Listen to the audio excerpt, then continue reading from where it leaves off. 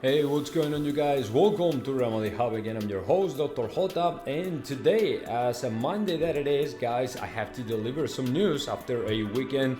Not doing nothing, right? I have been working on my Spanish channel and Twitch and all this stuff, but I had no time, literally no time to upload any video to Real Madrid Hub, so I'm gonna get you completely updated, okay? You will know every single thing about what's going on in Real Madrid. And of course, we are going to start off by saying, according to Ramón Álvarez de Mon, over the weekend, there has been a couple names. The two most important names for Real Madrid, those names are Jude Bellingham and Endrick, right? We've been talking about that a lot because apparently now Endrick is sending kind of signs, right, through his Instagram account to Real Madrid. That's number one. Number two, a lot of people as well have been rumoring and speculating with the possibility for Real Madrid to sign right now and right quick to Jude Bellingham. Apparently there is something going on and Real Madrid wants to wrap it up, right, and sign the player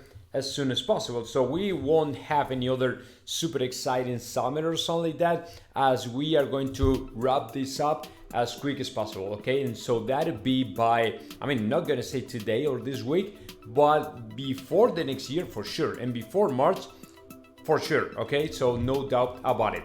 And now, Ramón Álvarez de Mon came up with this video confirming the way Real Madrid has taken to sign Endrick and Bellingham. And he said, literally, the future, quote here, the future is going to pass through Endrick and Jude Bellingham, the future of Real Madrid, okay?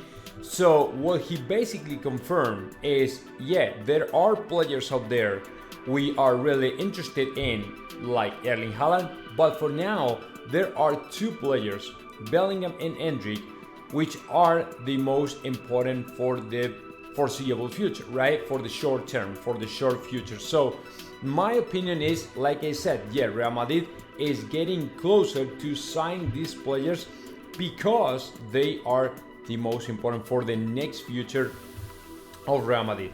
How much would pay Real Madrid for signing a player like Endrick, for example? I'd say anywhere between 40 to 50 million would be okay. And to me, that is going to be the number pretty much. And as far as Jude Bellingham, I'd say a player in his age, a player playing the way he's playing right now in Borussia Dortmund, I'd say anywhere between 80 and 100 million euros, right? Beyond that number, I wouldn't pay a single dollar. I'm okay. I accept the fact Jude Bellingham is a great player, right? No doubt about that, right? The guy dribbles, the guy steps ahead of everyone else, the guy can stretches up the team, can push us up, can pull out the team in very difficult situations, right? And his vision of the game is way ahead of everybody else, but there's no player over the earth, right now, on the world right now, there's no player in the world right now, that really has the quality to it doesn't have the quality for any club to pay beyond the barrier of the 100 million euros, right? Probably Erling Haaland would be at that point, maybe 120 or something like that, but no other team in the world. I wouldn't pay, right, more than $100 million for any other team, for any other player in the world.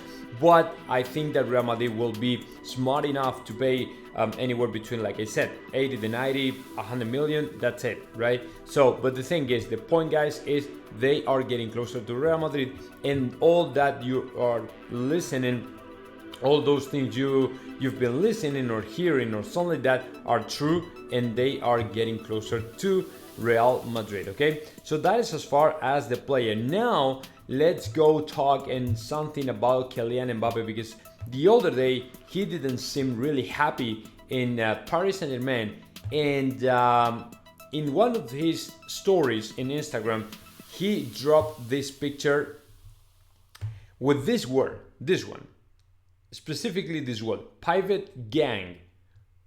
What does he mean by that? Well, let me explain you really quick. The other day when he was with the national team with France, he complained a little bit. He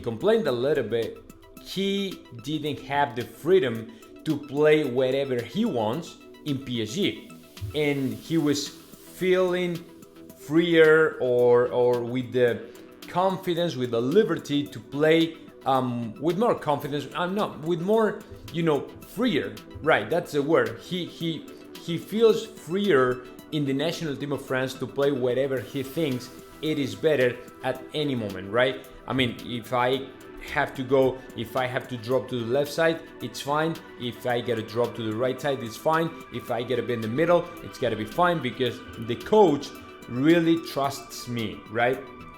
And he complained about he doesn't have that confidence from the coach in Paris Saint-Germain. He doesn't have the confidence from Galtier in Paris Saint-Germain, right? So that's why he put this hashtag, right? Private gang. I mean, basically he was complaining again because the other day, as you know, Paris Saint-Germain couldn't go ahead of the draw against Stade Reims. I think it was 0-0, so a very, very bad game. And I mean, let me tell you something. The reaction of the press has been a blast. I mean, they've been blasting literally the guy just because he's all the time complaining tactic-wise, when the reality is you have players alongside you like Neymar and Messi.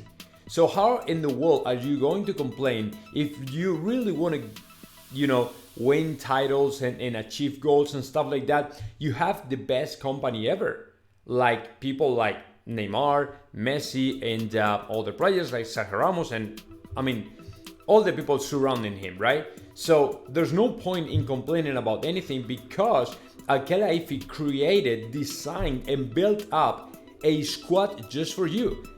A squad that is pivoting around you. So there's no point in complaining, but the guy is still complaining about every single thing, and the people is getting sick and tired of the situation. So that is Kylian Mbappe, man. That's why we didn't sign him, and I'm happy now. I'm very happy. So now, very, very bad news. Very bad news in terms of players, tactics, squad, whatever you want to call it. Courtois, right now, and for the fourth consecutive game, is out of the squad list to play against Shakhtar Donetsk, which means the player is not ready to go. The player is not ready to go, and with only 5 days away from El Clasico, what I have to say is Courtois is major doubt to play against Barcelona. And actually, a lot of people are thinking the same way. Right now, Courtois is major doubt, right? So for so many people out there, the fact Courtois can play, it's beyond impossible, or pretty much impossible, or very difficult, or he has so little chances to play against FC Barcelona. Even if he's able to recover on time, right? Even if he's healing and feeling better over the week, let me tell you something, it's gotta be soon, because he's been out for 4 weeks, right? So my point is like, man, I mean, does it make sense to line up Courtois when he's been out for 4 weeks? Or would make much more sense to line up to Lunin, who has been playing over the last 3 to 4 games? So I don't know. I mean, it's very bad news, very sad news. I'm wishing a very speedy recovery to Courtois, because that is how it works, and that's it, man. I mean, I know it's so sad, but it is what it is, right? It is what it is. So yeah, more stuff. Last one.